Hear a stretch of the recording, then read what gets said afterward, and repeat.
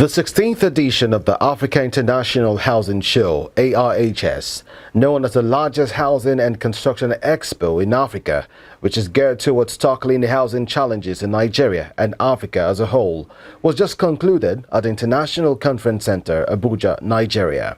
The four-day event had an array of carefully selected topics spanning different sessions with stakeholders in the housing and built industry explicitly speaking on challenging issues ranging housing agenda for political leaders and policy makers, housing funding mobilization, money or capital market, affordable housing and environment resilience, and even non-interest banking as a veritable financing platform which has been premised upon as a major stake in the development of Nigeria's housing sector. Speaking on housing funding mobilization, money or capital market, the Managing Director and CEO of Nigerian Exchange Group, Oscar Onyema, said housing for all cannot be achieved by government alone, but through partnership with the private sector. This year's conference themed Housing for All, the role of government in creating an effective enabling environment,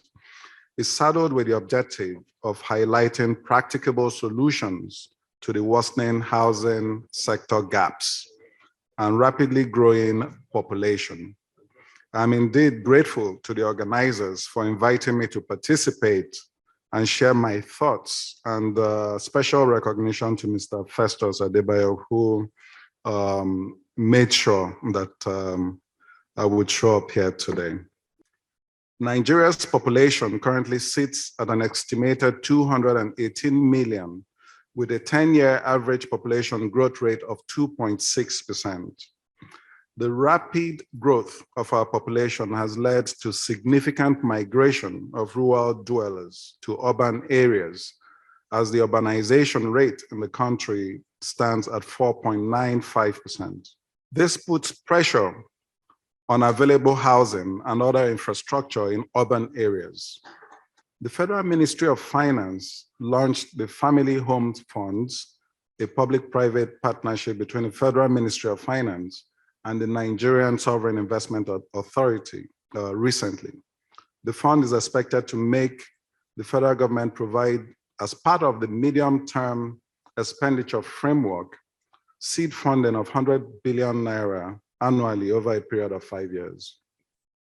These have yielded some gains, but it is evident that the task of bridging the gap and providing affordable housing cannot be fulfilled by the government alone.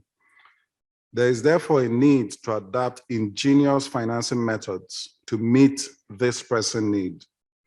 Financing is the most crucial element in housing investment, and the availability of financing determines access to other key inputs such as land, labor, materials, and infrastructure.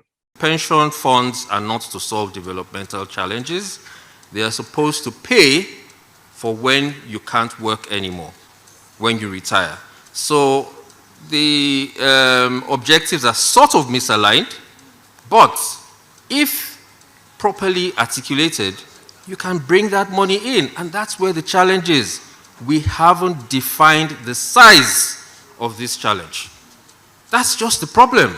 So everyone is working in silos and trying to make an impact, and that impact won't happen until we bring everything together and begin to say what is available housing rather than affordable.